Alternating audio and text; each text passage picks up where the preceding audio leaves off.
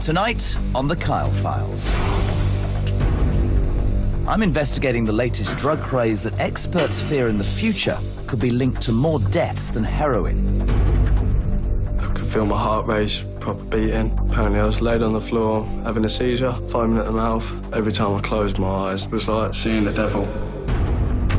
I'll be exposing the people who are selling legal drugs to teenagers and potentially putting their lives in danger. Have you seen what this stuff does? It's stronger than weed. Jeremy Kyle, ITV. What about the fact this guy had a heart attack? Does that bother you at all? Go away with it. I head out with the police and the ambulance service to witness at first hand what they're doing to try to deal with the situation. I think I've been racially targeted. Well, go on, just stand at the back of the shop. We're looking for what we would term legal highs. Plus the heartbreak of a lost life. In such a short space of time, he had gone from being completely fine to completely not fine.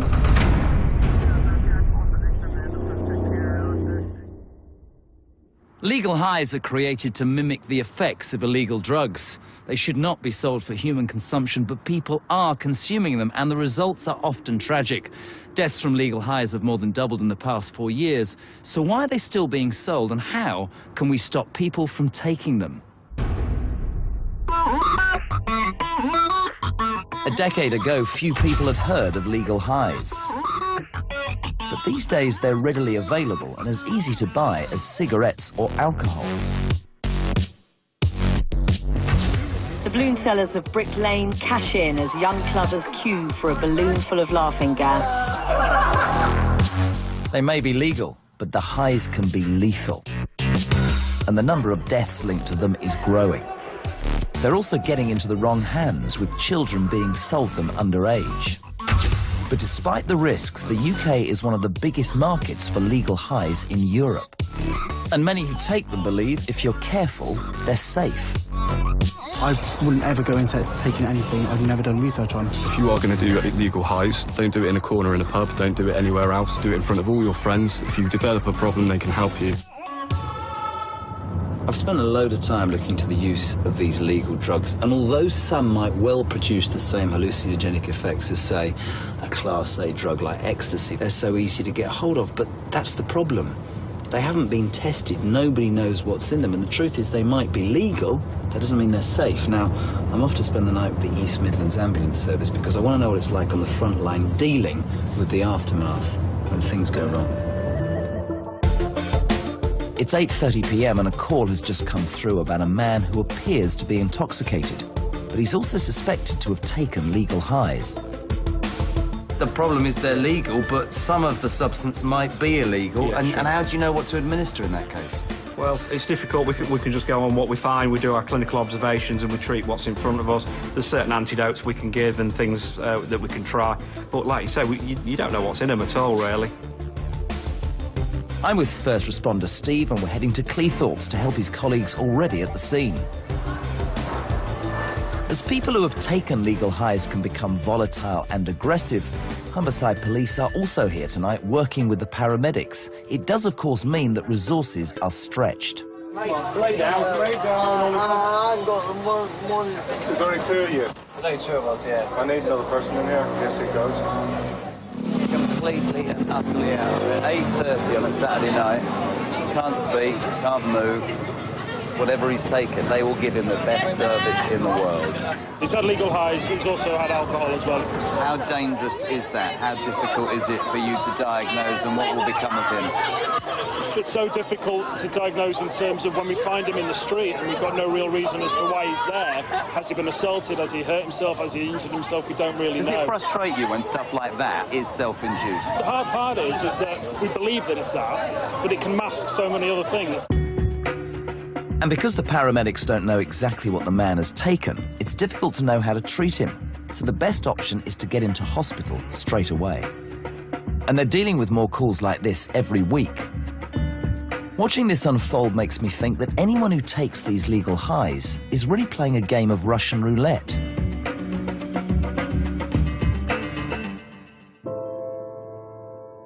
Matt Ford never thought for a moment that smoking a legal high would leave him fighting for his life. Age 17, he was sold a herb-like substance underage from a shop on the high street. A few days later, he tried it. About 10 seconds after, I started feeling really hot. And I proper started sweating. I could feel my heart race proper beating. And then like just blanked out, passed out. Apparently I was laid on the floor having a seizure, foaming at the mouth. I could hear my mum's voice shouting, it's all right, you're going to be fine. Paramedics had to inject adrenaline into Matt's heart to keep him alive. Apparently it kept stopping 3 or 4 times. Every time I closed my eyes. To me, it was like seeing the devil. It was horrible. There was millions of thoughts running through my head, thinking, what's happening, what have I done, am I dying? And it was horrible.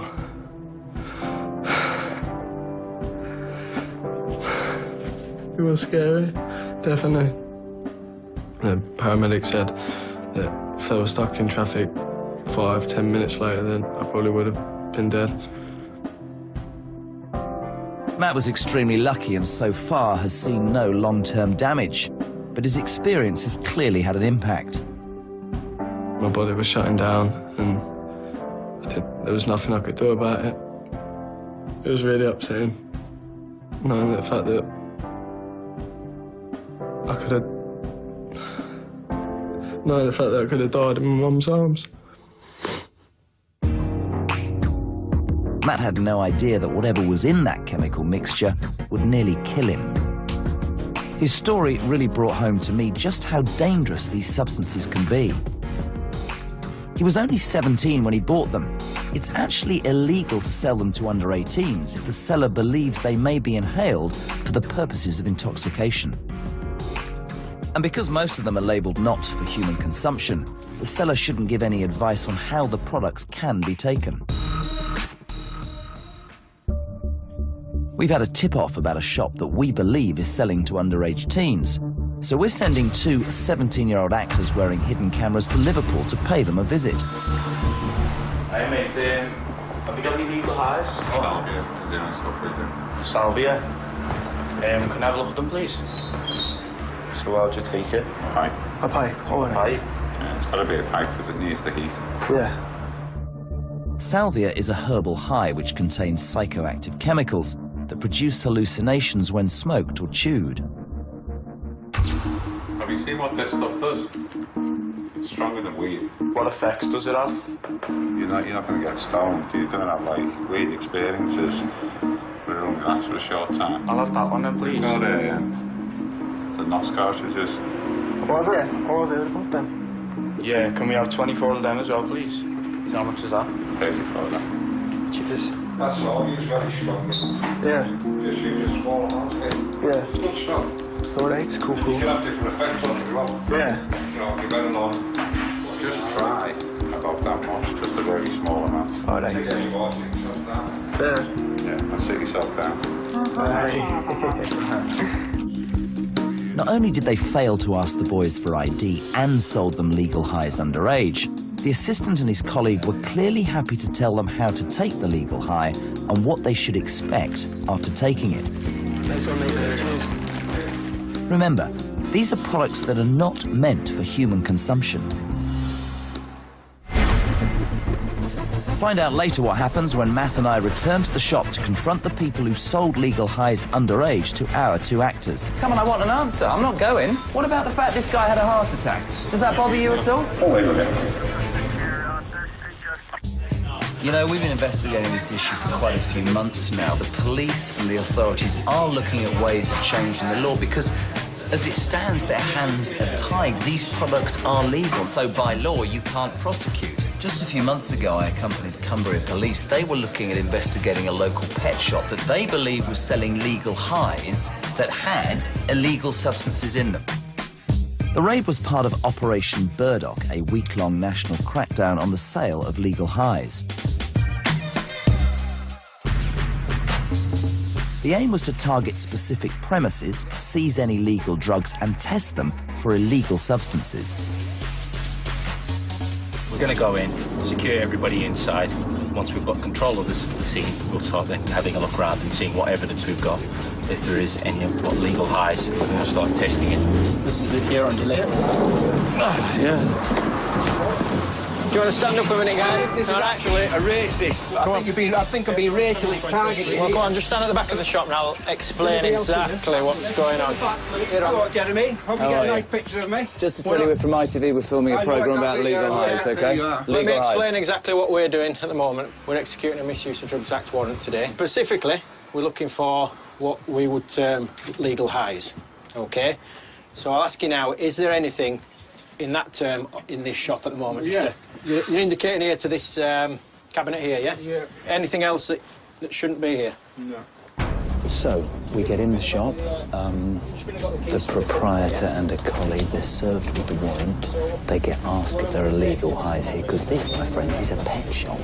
There's snakes and rabbits and stuff like this. He says there are legal highs. They're now going to execute the warrant, they're going to make the searches, and they say they're going to get the stuff that they want. They're cuffing them, I think, at the moment, you can see. What I'm going to tell you now is we're going to seize everything that's in the shop, OK? You've got to seize everything? Yeah, OK, so... Right, you better take me to the station. I need to speak to a solicitor. OK, that's fine.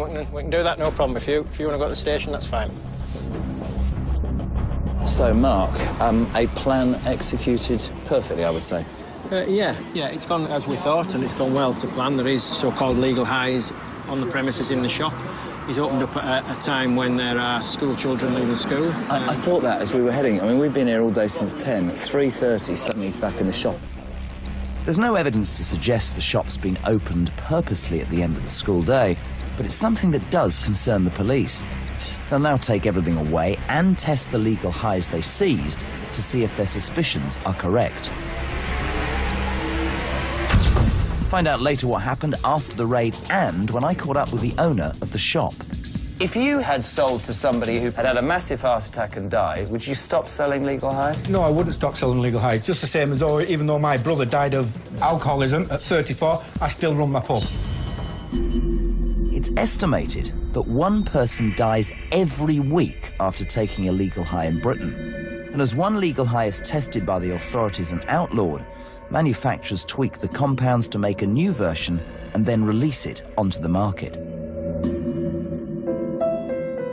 Chris Scott was a loving father of 3 young children, but his dreams of settling down into family life were cut short when at the age of just 23, he took the legal high AMT during a night out. 3 days later, he was dead.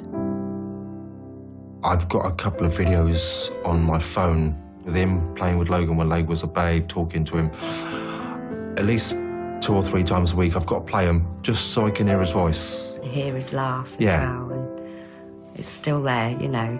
'Cause I think you worry that you forget what they sound like. Chris had taken the drug whilst out with friends, but it wasn't until the day after that he started feeling unwell. Seeing him deteriorate so quickly was a huge shock to his parents and his sister Danielle. When we got to the hospital, we didn't know at that point how serious it was until we saw them take Christopher out of recess and took him round to have a brain scan. And then we saw all the tubes, and then we knew he was in trouble. He was in real trouble. I didn't want to go into the room, so my mum and dad put their arms around me and said, "Do you have to do this?" In such a short space of time. He had gone from being completely fine to completely not fine. That's the worst thing in the whole world, is to see your child like that. It was absolutely devastating. The Scotts were told there was no more that could be done for Chris. In the days that followed, family and friends gathered around him to say their goodbyes. I grabbed hold of his hand and I looked up at the machine, and just as he took his final breath, he died. I was probably in the room for about a matter of seconds when I got there. I just made it in time. The impact on the whole family was devastating, especially for Chris's children. Keegan, he's only 4. He's been quite affected by it. What did he ask for on his birthday? I think he asked if he could be changed into an angel, just so he could pop up the day to go and see his daddy. It's heartbreaking. It's you know that he's missing him so much. Chris had told his family that he'd taken legal highs before, but they were unaware of the dangers of them until after his death. In the same breath, I understand why he was taking them. He can do these legal highs, but with no consequences. That is what they all see. I'm not going to get in trouble with the police. They don't think about the other consequences. It is heartbreaking because you know this whole circle of people are still grieving, all for the sake of a few little pills. Hearing the Scott story, it's just tragic to think that one mistake, a single decision, cost Chris his life. Following changes to the law, AMT is one of several legal highs that are due to be reclassified as banned drugs this month. A year ago, I joined Cumbria Police on a raid of a shop that they suspected might be selling legal highs which contained banned substances. I've been watching this case closely since the raid, and I understand no banned substances were found. And although owner Wayne Moffat was initially convicted of selling drugs paraphernalia, his case was overturned on appeal. The big question for me still is, how does he feel morally about selling these drugs? That's, for me, the issue, and I can give him a call and see if he'll do an interview face-to-face. Well, I did get hold of Wayne Moffat. He's moved premises in the town, but still runs a pet shop, and I'm heading up to meet him. I'm keen to find out if he's still selling legal highs. So you won your appeal, your conviction was overturned? It was squashed, yeah. How did that make you feel? Vindicated. Yeah? Yeah. Still selling them?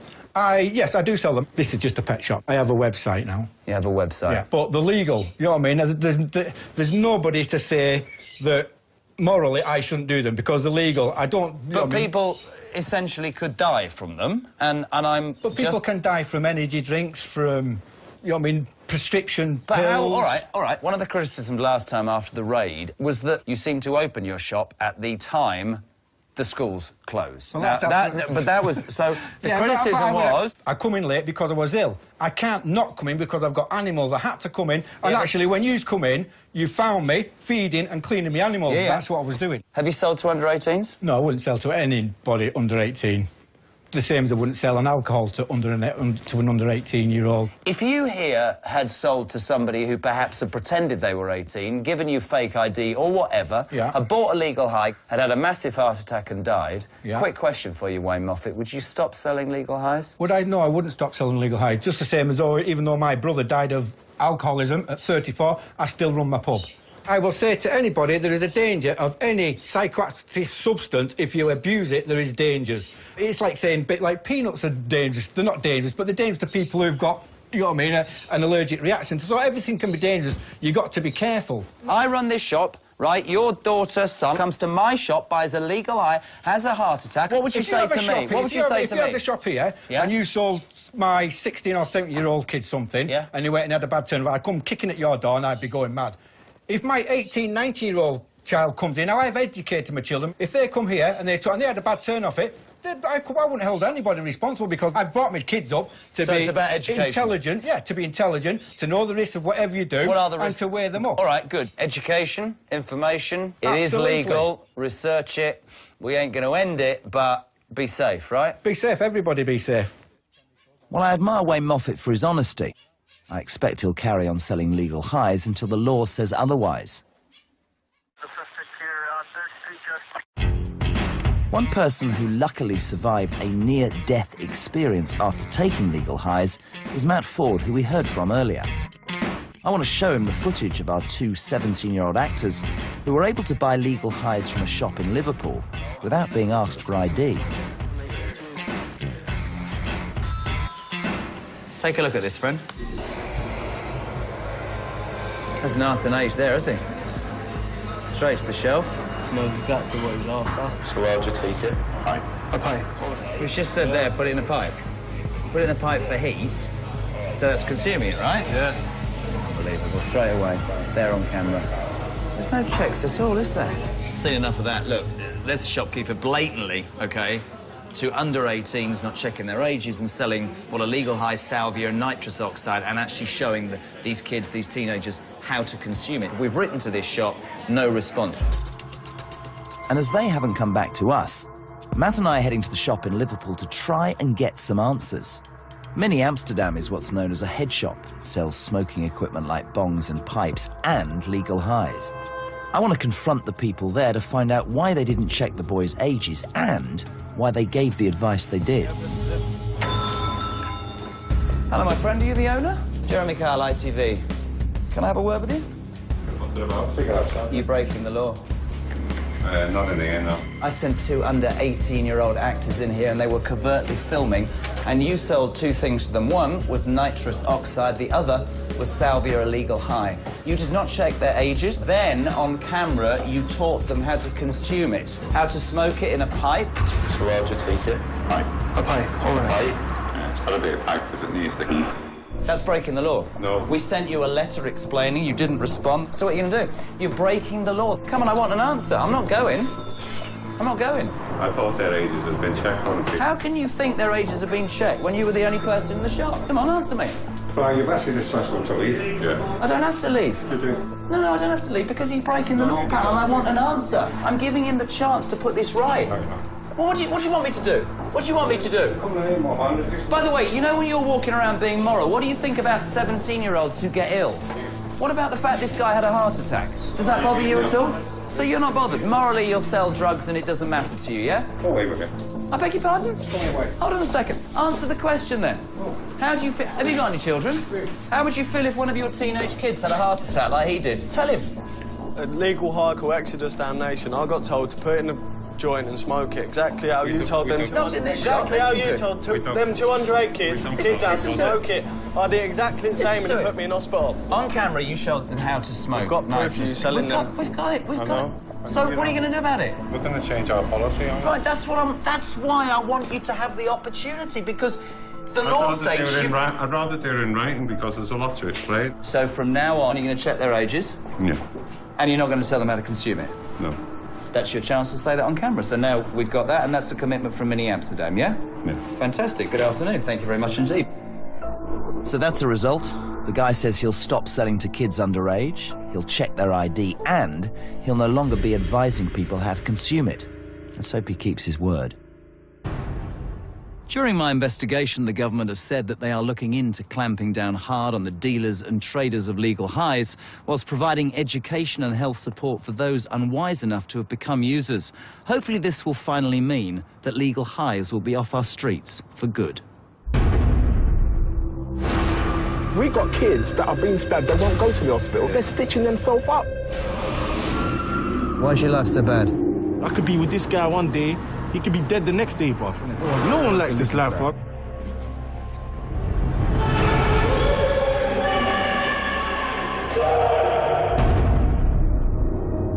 And the Kyle Files are back next Thursday at the same time. And of course, Jeremy's here every weekday at 9:25. Coming up, Chaz has a quiet word with Kane. We're back to Emmerdale next.